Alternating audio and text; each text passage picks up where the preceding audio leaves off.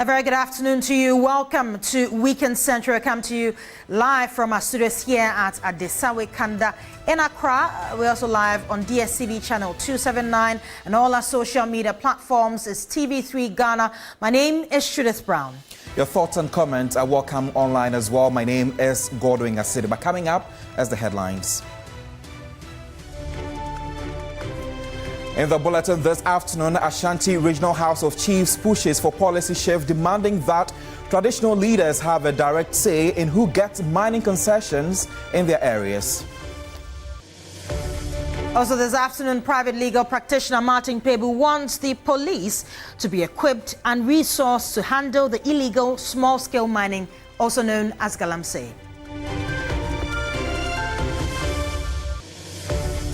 A while later, with the Ghana cedi turning 60 this year, we tell you how the cedi has evolved over the decades and how the currency has shaped Ghana's economy journey.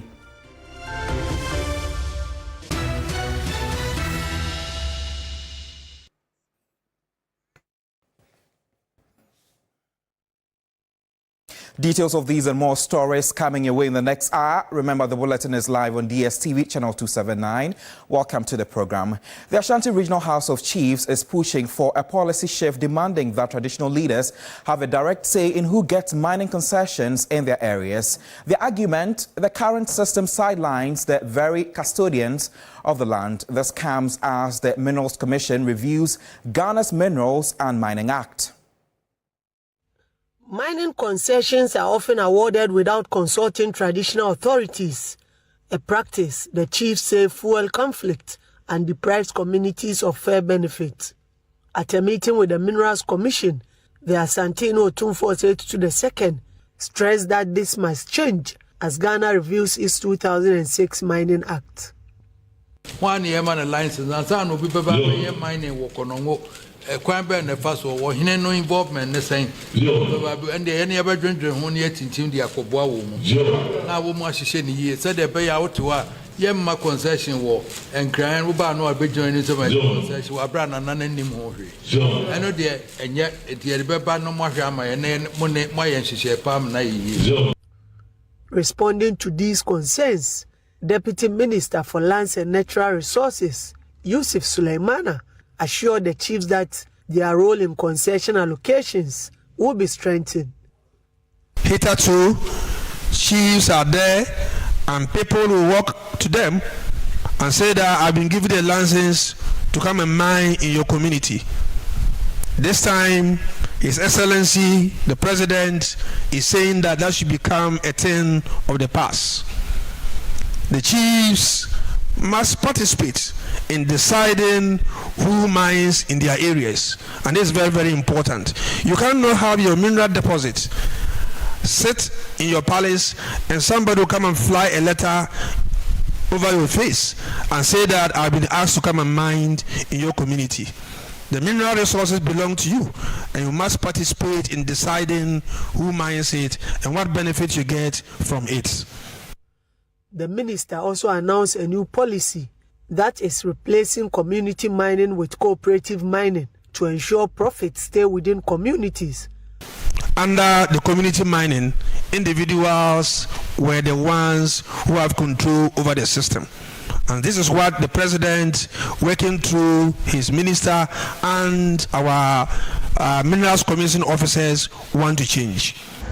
With the Mining Act under review, traditional leaders are hoping for a seat at the table for communities long sidelined in Ghana's mining boom. This could be a turning point. Ibrahim Abubakar, TV3 News, Kumasi. Let's have a conversation further on this, and helping us do that on Zoom is Dr. Gideon Ofosu-Piasa, who is helping us understand exactly how this can be able to go around and also function as well. What are the key challenges with the current mining concession system that exclude traditional leaders from decision-making process? Okay, thank you very much, and then good afternoon to your viewers. I think that the chiefs should be involved in the mining process, not who should get a license. The processes, they should be involved. but they should be involved with clearly defined roles, safeguards, and accountability mechanisms. Why do I say that? When they are involved, they can enhance community acceptance of mining activities and then reduce conflicts. They can disputes, for instance, between miners and communities, between industrial mines and community, that kind of thing. And then they being involved in processes can also ensure that there is some form of inclusion by the community. But there have been instances whereby traditional leaders have used their position for personal gains. So it is a fact that where illicit mining and illegal mining is happening, there's no way the local chief in the area can claim that he does not know anything about that. The district police commander and then the head of the district can never say they do not know anything about it. Now, in narrowing down to the chiefs, some chiefs have used their positions for personal gain, the illegalities through their agents. So that kind of thing is there. There are instances whereby with industrial mines, for instance, they have individual arrangements which do not benefit the community. Some of them are put on salary, or they are giving some periodic monetary incentives. Some of them are giving slots when it comes to recruitment without benefiting the community. So these are some of the issues. But again, on the other hand, there are instances whereby people have brought the EPA from the Water Resources Commission, claiming that they have the licenses in a particular area whereby chiefs are not aware. And the people lack the capacity to validate those documents. That is what I think should be key. They've been involved in the processes. They've been educated through the concession acquisition process, and then how to validate or identify the right documentation. People come with fake documents, and then because of that, they do not have the capacity to identify them. People go about doing all sort of things. So I believe that they should rather be involved in the processes, but not as to who should get a mining concession. Right. How could giving chiefs a formal role in concession approvals impact transparency and conflict resolution in mining communities? Yes, so as I indicated, chiefs are like the representatives of the people. Absolutely. Their involvement indicates local legitimacy. Because of their role, they are respected. They can play a key role in conflict mediation, and then they've been involved also bring some form of inclusion. So they've been involved in the processes is key. Now there's this saying that to whom much is given, much is expected. So once they are advocating for them to be included in the processes, then it means that there are more accountability. They should be willing to provide much more accountability, because we are now going to hold them responsible for any form of illegalities which have been in their community. So I am in support of that they should be involved in the mining processes and then be educated so that they can also help check the of documents, that sort of thing, so that there can be that kind of community acceptance and then participation and then involvement in mining within their communities. Absolutely. But from a policy standpoint, what practical mechanisms could be introduced to ensure chiefs have a say without stalling mining investments? You realize that we made mention of, there was this, there's a current mechanism. When you look at the minerals law, there is what we call the district mining committees. And then the district mining committees, there is a representation for traditional leaders on that committee.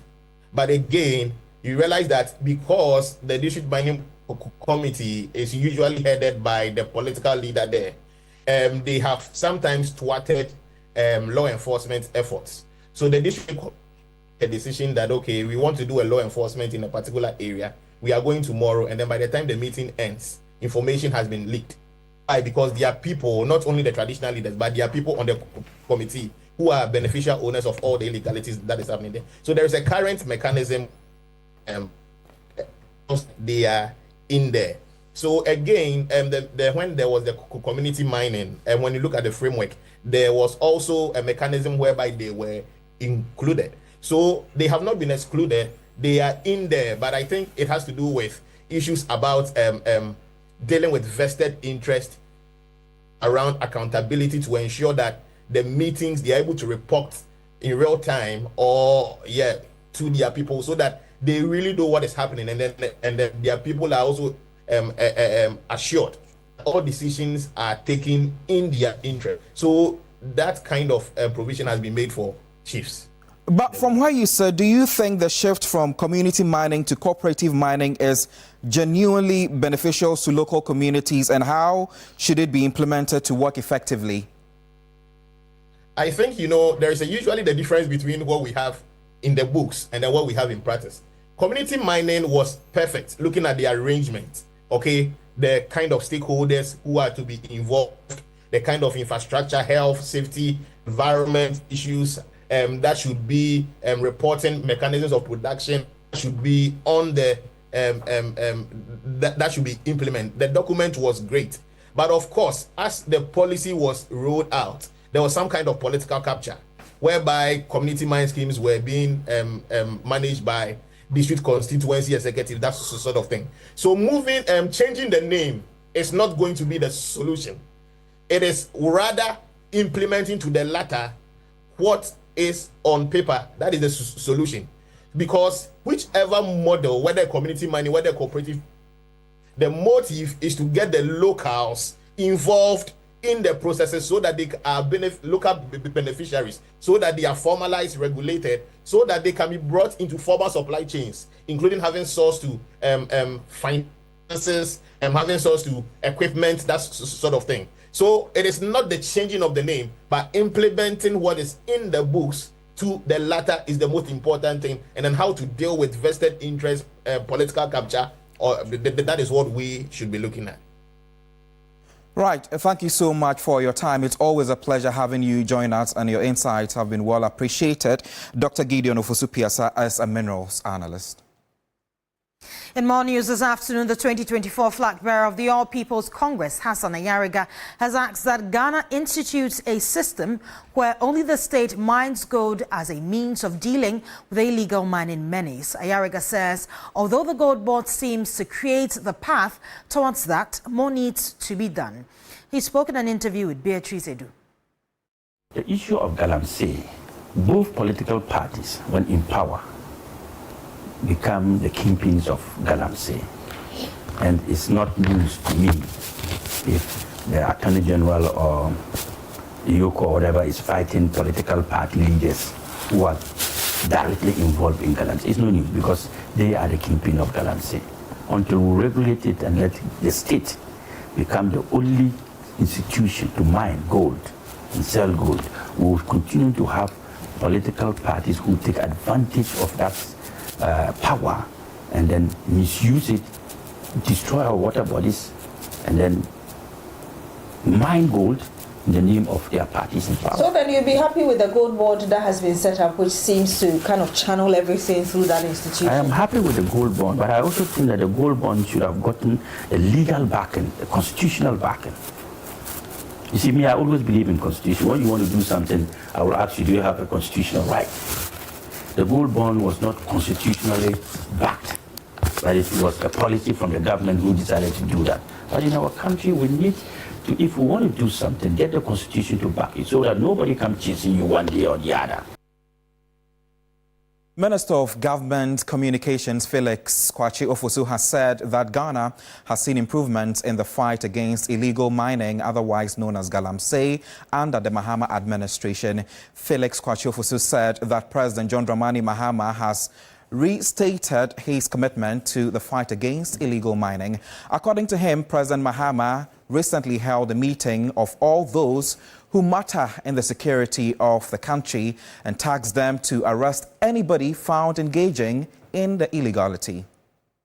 Significant gains have been made, and I can say that Galamsey, or the fight against it, has seen significant improvements compared to what we had under the NP. If you say significant improvement, it is clear. Look, first of all, the will alone, the will to do this sort of thing was non-existent under the MPP. We knew about high-ranking party officials and government officials who were involved in this activity, and no action was taken against them. We know. But since we came to power, and it's been 6 months, we are comparing 6 months to 8 years. Everybody knows that it will take a bit longer to achieve the results that we want. It doesn't mean that between the time we came into power and now, we have been sleeping. Significant work has gone in. And indeed, I can tell you for free that between the time we came to power and now, 518 people have been arrested for engaging in galamsey. 518. In fact, 246 excavators have been seized. Some of them have been burnt. There are some who have expressed misgivings about that approach. Now, private legal practitioner Martin Pebu has said that the police should be equipped and resourced well enough to handle the illegal small-scale mining, also known as galamsey. He added that the fight against the galamsey is a national security threat and requires a collective effort. The police service shall be equipped and maintained to perform its traditional role of maintaining law and order. So they put a rider there that equip and maintain them. So if you don't equip and maintain, what do you get? Last week we talked about body cameras, right? Today we are talking about the numbers. The numbers are not the best. Of course, we know that in recent past, in the Kufuor's term, yeah, he did well. They kept increasing the numbers, but I'm not sure we are quite there yet, right? So equipping and maintaining the police is very important. And then you heard what Mutaka said earlier this week, that they are setting up the Independent Police Commission. It's also very, very important because we need to hold the police accountable. Very, very important. Yes, people are angry because, of course, we know that from decades of the way a lot of the time the police haven't, given us enough accountability and the rest. But we are improving. You see, look. Security officials in the Upper West region have intercepted a major consignment of chemicals suspected to be sodium cyanide. Immigration officers on routine patrols along the Black Volta near Zupiri, bordering Burkina Faso, uncovered 250 grams of dangerous substance. The illegal cargo was believed to be en route across the border, led by Bertrand Derry of the Nadoli District Command. The chemicals were seized and swiftly transported to the Nadoli police station for safekeeping and investigation. Authorities have activated intelligence networks to identify and arrest individuals involved in the smuggling attempt. Upper West Regional Commander DCOI Justice Bosomtwe Ayensu has since ordered round-the-clock surveillance on all known approved routes. The Ghana Immigration Service is warning the public to avoid cross-border crimes, vowing to stop any offenders in their tracks.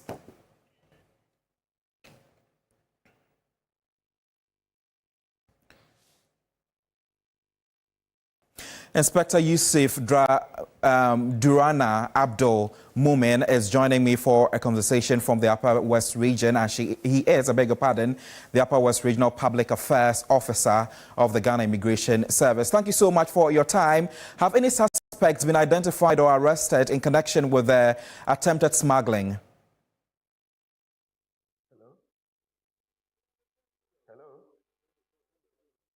Hello, TV3. Hello, sir. Can you hear me? Yes, I can hear you loud and clear. Right. So I was asking if anyone at all has been arrested regarding to the attempted smuggling. Yeah, thank you so very much, and good afternoon to your cherished viewers and listeners. Let me first of all seize this opportunity to say a big good afternoon to my Comptroller General of Ghana Immigration Service and my Regional Commander, DCOI Justice. Absolutely. Let's go further to the point. All right. Yes, so far the investigation mechanism is actively in place, and I can speak now with certainty that no individual is picked yet with regard to the suspected sodium cyanide that were intercepted. Is there any indication that the operation is linked to a larger cross-border criminal network? Depending on where or the spectacle you are wearing, you can target so. But as personnel of the border, we are unfazed about these things because usually or sometimes they do occur. So we don't want to tag this as a large-scale cross-border offense or crime. We feel it to be normal, and we're doing what we're supposed to do. Absolutely. But what measures are being taken to prevent further smuggling attempts along other unapproved routes, especially in that area? Our mission is that if the offenders are not tired, we have no route or cause to be tired. So whatever they do, we will get them.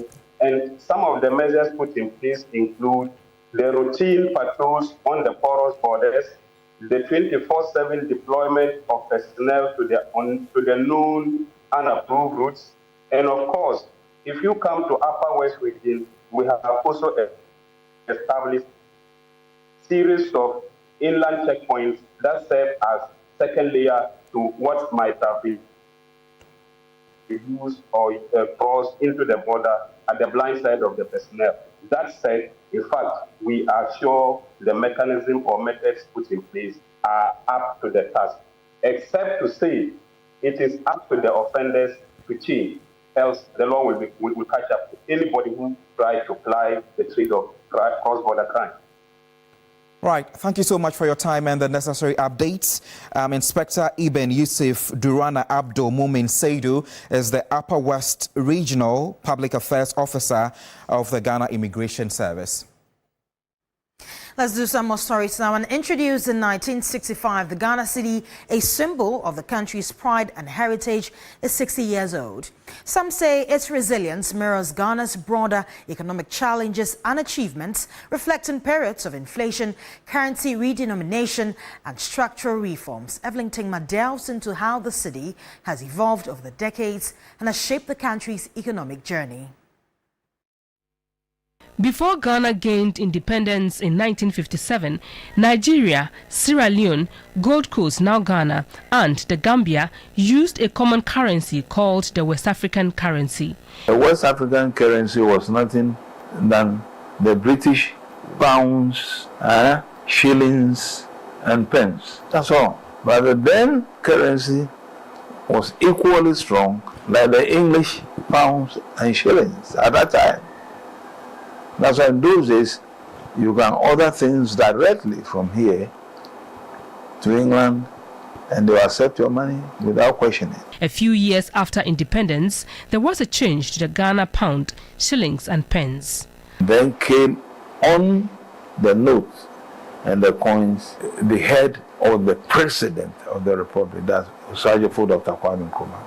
Then later on, a change to Cedi and pesewas. Not long after that, Kwame Nkrumah was overthrown. And the new administration removed the head of the president and instituted other figures which I can't tell what they were. So today, I was not in the country then. At the time, one could equate the economic strength of the Cedi to the pound, but that cannot be said of the Cedi today.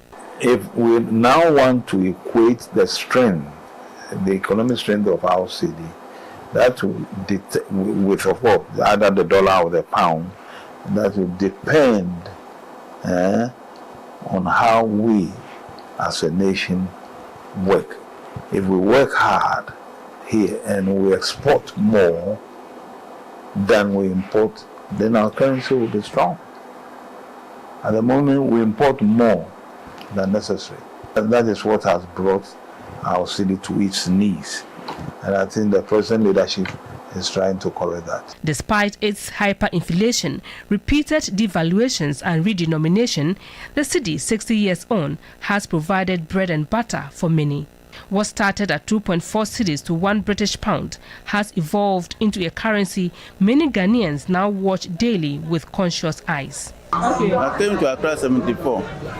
We were better off when they introduced cities. It's not helping at all. When I was employed, my first salary was 80 cedis. But then that 80 cedis, we use it for men's. We don't have a problem. But now we are paying 10 million, it doesn't help. The problem is that we are buying everything in dollars. There is still mixed reaction about its redenomination in 2007.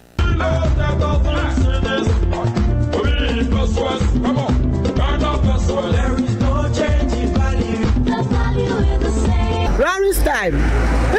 something, the money it do fine for us. Kufa time, money, we do fine.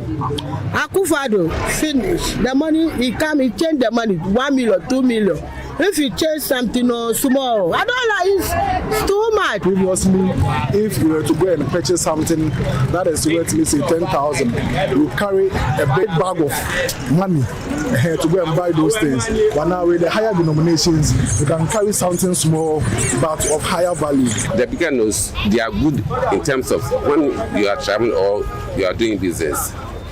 You can take this smaller notes. I'm not to even attack you on the road. But Deputy Manager at the Currency Management Department of the Bank of Ghana, Frank J. Entry, disagrees. We needed to take away some of the zeros to be able to facilitate trades and transaction at the time. I believe it was worth it.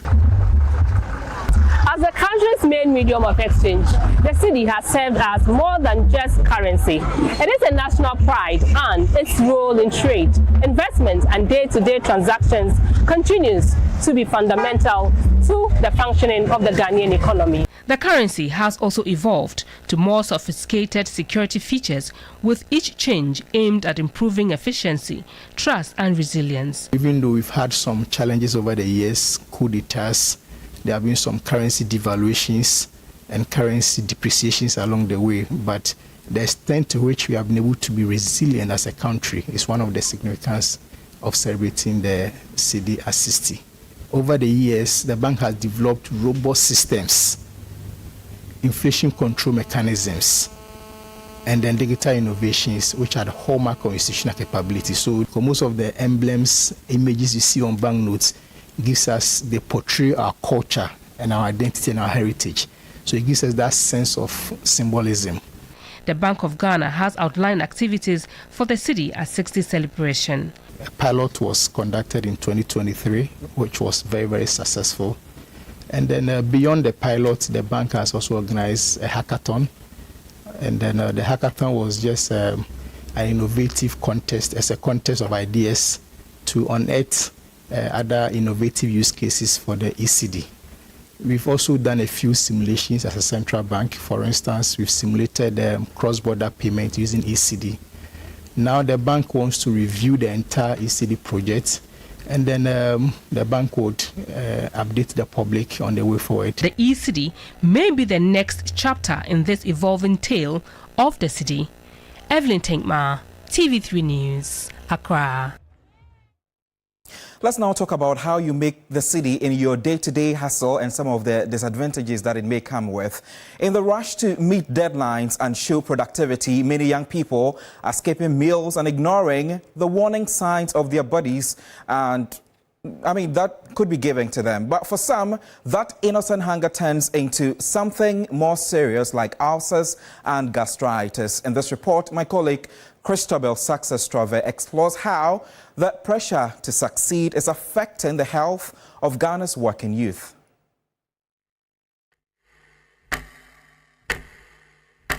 It's 2:47 p.m. You've been working non-stop since 8 a.m. You're hungry, tired, and still staring at that screen. You think, let me finish this task first, then I'll eat. But the task becomes 2, then 4, then the hunger fades, replaced by a sharp pain in your belly. You ignore it, like always. But what if that pain is your body's final warning? This is the story of many young professionals, interns, and even students. Many are racing through life, trading full meals for coffee, pressure for pain. Doctors say this can show up as ulcers and gastritis. This lining of the stomach either injured or complete loss of that lining. Then we have what we call either a gastritis or an ulcer. Patients will start having symptoms. Usually they complain of abdominal pain, and the abdominal pain is usually at the top, where we call the epigastrium, just below the breastbone. If it is a peptic ulcer, we realize that the pain is related to meals. So for those who have gastric ulcers, the moment they eat, that's when they have the pain. And then for those who have duodenal ulcers, they rather get the pain when they're hungry. Amma tells me she was 23 when her stomach started acting up. She thought it was normal stress until she collapsed at work one afternoon. She tells me she experiences burning in her chest. Then she felt nauseous anytime she tried to eat. She went to the hospital and doctors told her it was gastritis. Now she takes medicines before she eats and she cannot go more than 4 hours without food. Ama's story is not rare. Doctors say more young people are reporting chronic stomach issues and the culprits are usually the same: skipped meals, bad eating habits, and too much stress. But why do people ignore natural feelings in the body to eat during work? Some of us want a raise, some of us want a promotion, and some of us just love doing the work we do. So even today at work, I had to drink many cups of coffee because I didn't want to go out for lunch. I'm just doing everything to finish the project I have been given. And there's a deadline. So basically the deadline is also pressuring me to do what I have to do. If you go out for break and the class first comes to the class and she wants to collect their books, you won't get time to continue your work. And that time too, you'll be hungry and you can't do the work. So you have to wait for a second break so that you can go to the food. I took meals for work because of the work productive and the time factor, because I have a little time to work to finish that work. So if I stop the work for the food now, the time will against me. A working hour has been given to you for you to finish the work. So you eating or you leaving your job to go and have your meal or to go and have a meal will eat into that time. So that is the reason why sometimes you want to finish the work before maybe go for your meal. Doctors say a few changes could make a big difference. We have medications that we give to treat that infection. And once we are able to eradicate it, it means we are also, if we've kept the person out the symptoms of the ulcer. You are the type that take excess coffee, spicy foods, when you know you have these other risk factors or you have this ulcer, then you also modify your diet so that you do not take in a lot of spicy. So drinking alcohol, you must limit your drinking, or if you can stop. Smoking, you can also limit it, or if you can stop. So these are lifestyle modifications that you have to put in to either stop it or to reduce the severity. If you often feel a burning pain in your stomach, getting nauseous after meals, feeling discomfort when you have not eaten, dealing with frequent bloating or gas, or losing your appetite altogether, those could be signs that something's wrong and it is time to pay attention to the body. Christabel Success Trevor, TV3 News, Accra. Whilst you are at it, just make some time to eat. It is very important, but let us also hear from you on our social media platforms to get to know what you make of this topic, which is very important to you and I. We are going for our very first commercial break. We'll be back shortly. My name is Godwin Asideba, and this is Weekend Central. Don't go anywhere.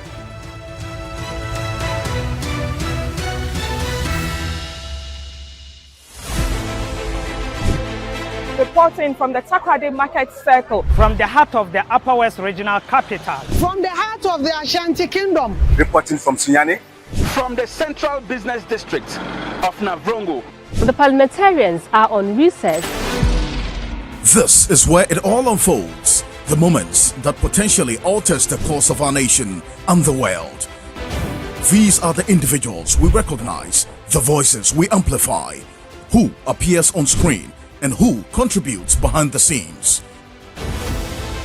With professionalism at our core, we bring you news you can trust, impact journalism that makes a difference. This illustrates how diverse perspectives enhance our strength and reinforces our mission. This is 3 News, leaders in breaking news, exclusive interviews, facts and analysis on TV, radio, online and digital. 3 News, first in news.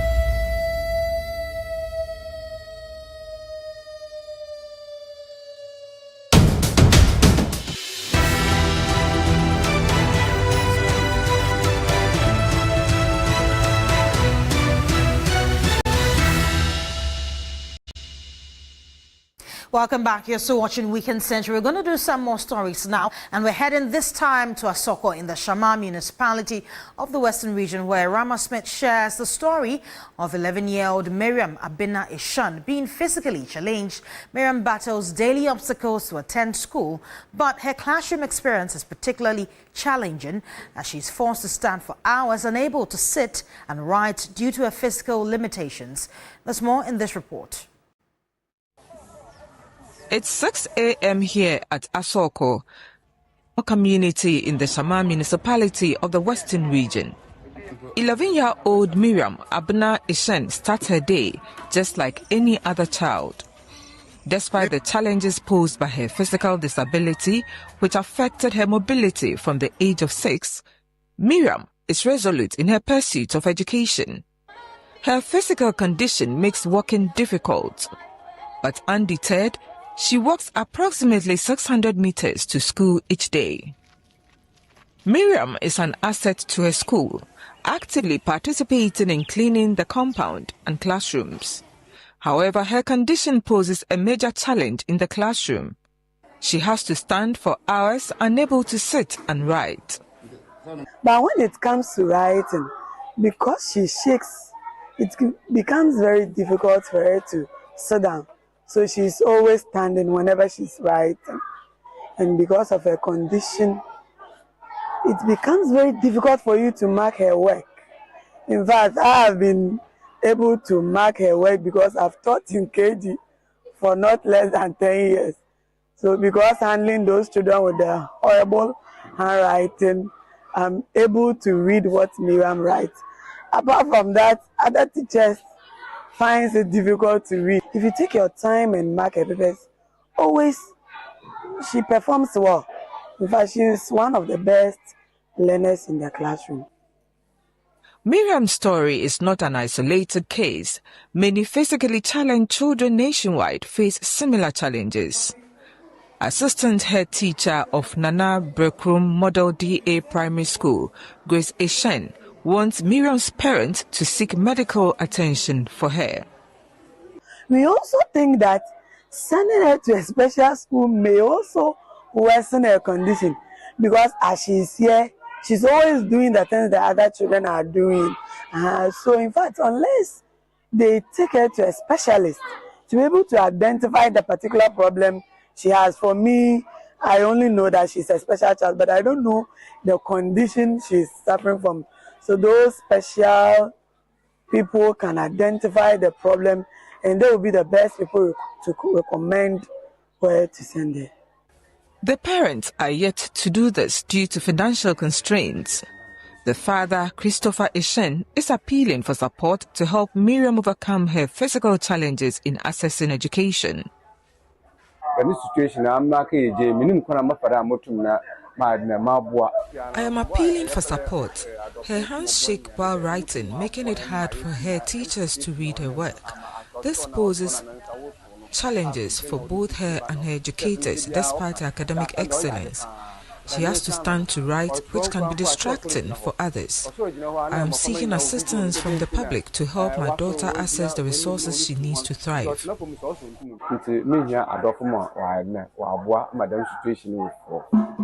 Advocates argue that failing to provide inclusive facilities deny children with disabilities their right to education.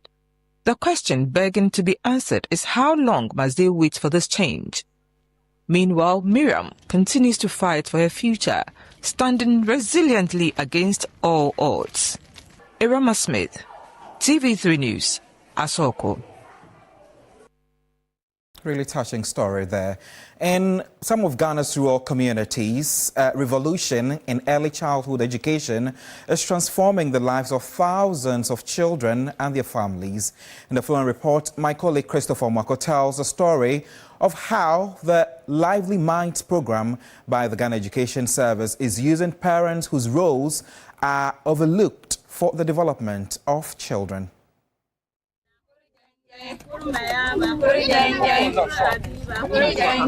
In 2019, the Ghana Education Service adopted the Lively Minds program, a bold and innovative approach to improving early childhood development across the country. Currently, The program is being implemented across 3,500 schools in 64 districts of 8 regions in the northern belt of the country. Through the program, mothers in rural communities are trained to run play schemes using locally made educational games to spark learning, creativity, and confidence amongst young children. The program also empowers parents with a practical, evidence-based parenting course that breaks mindset barriers and equip them with cost-free, play-based techniques to support their children at home. Country Director of Lively Minds Program, Fayudatu Yakubu, underscores the importance of the program. And as we have seen today, mothers who are mainly illiterate have been empowered to deliver teaching and learning using TLRs in the classroom, supporting the KG teachers. And so what this program seeks to do is to empower these parents and build their confidence to believe that they can contribute to the education of their children. Director General of the Ghana Education Service, Professor Ernest Kofi Davies, while on a field visit to the northern region, intimated that the Directorate will ensure that all the necessary resources and skills needed for the successful implementation of the program are made available for the benefit of the children. Traditionally, the role of parents or the society has been giving information to the school. This is a project that is now involving the community in the teaching and learning process, empowering the community to support the learners to learn, even at home or when school is not in session.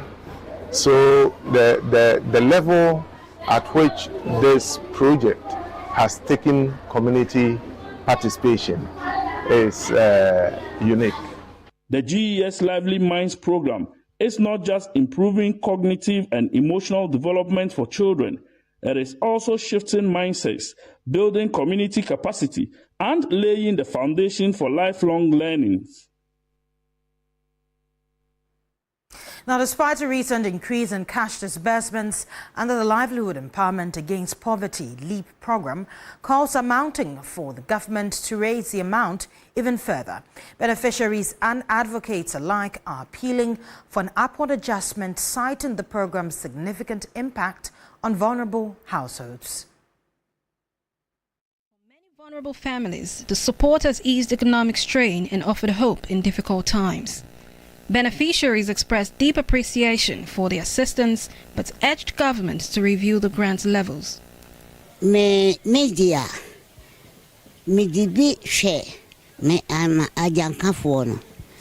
I take the money, I use some to purchase food for the orphans. They give me 310 Ghana cedis. When the money had not come, I work at the public toilet to take care of my kids. It's not enough, but if like somebody is helping you, you can't complain. But if only they ask me if they should increase something amount to it, I'll be glad, because now that I'm a hairdresser and now having 2 kids, adding to myself now, and I'm not married still, so it's like it's a problem for me. But I make sure that anytime the money comes to, I make good use of it before it gets finished. Before I joined the LEAP program, I was a petty trader. Looking at how it has helped me, I wish it will go beyond. Meanwhile, in the Shayo-Sudoko district, over 5,000 beneficiaries across 62 communities have been affected by delays in LEAP disbursements due to a logistics shortfall.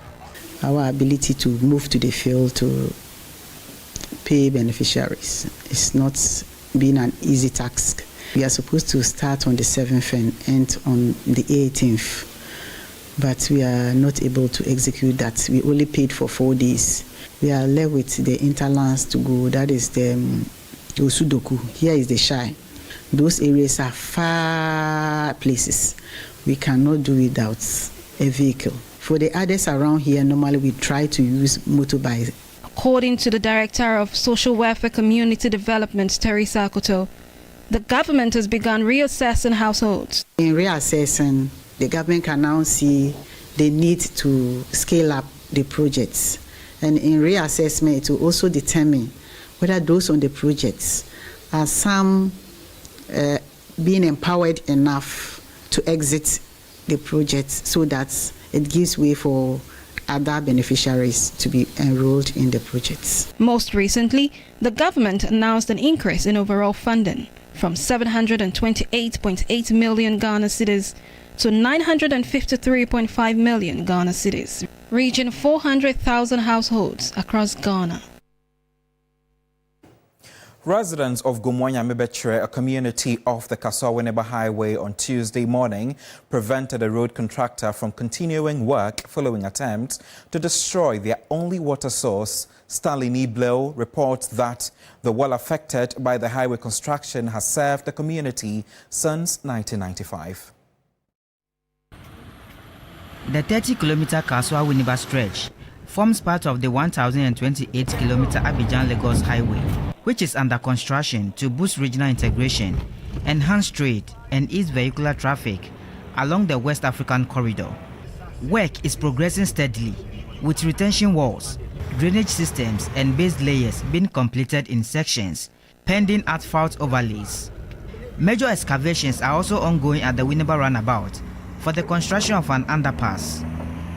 Pedestrian footbridges are under construction at key locations, and the 2-lane single carriageway is being expanded into 4-lane dual carriageway to reduce travel time.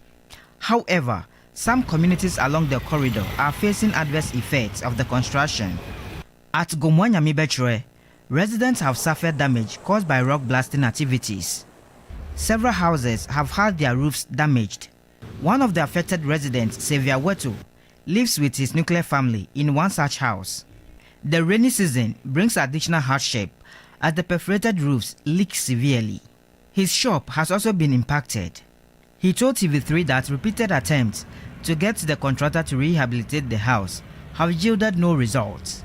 I'm happy during the dry season, but things change when the rains begin because the roof leaks. After the blasting, a team from the construction firm came to register us, but nothing has happened since.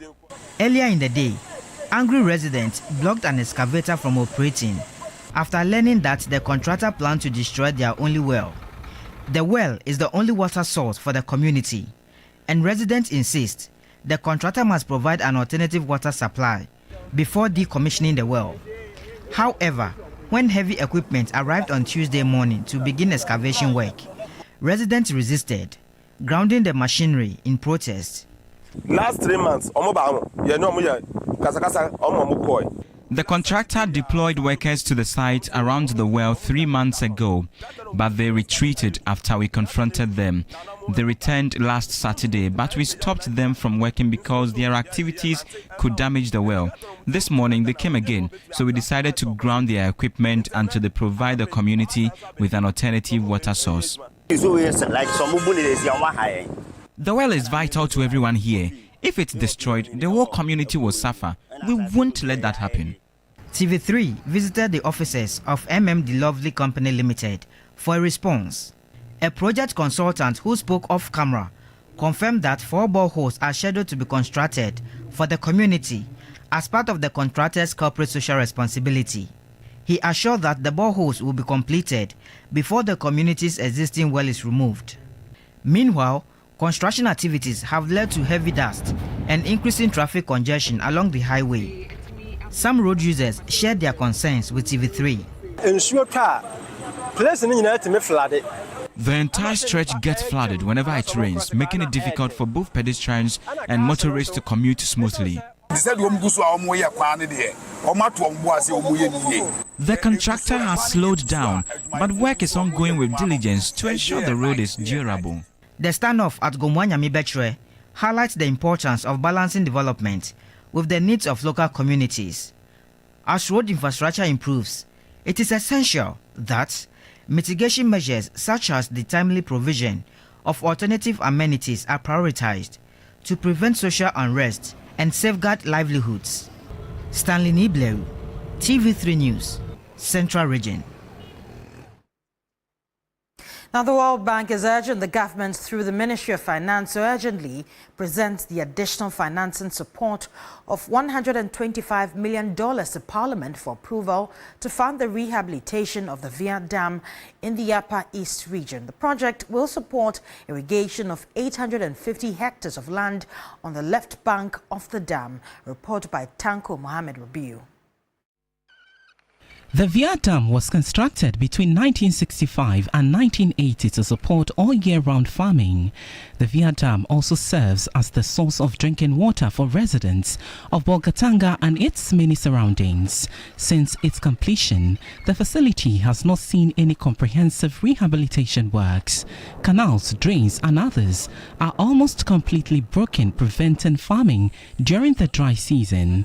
The World Bank's additional financing support for the West African Food System Resilience Program, FRSP, with 80% of the funds focused on irrigation at the Via Dam in the Bongo district, has yet to take effect due to delays in parliamentary approval.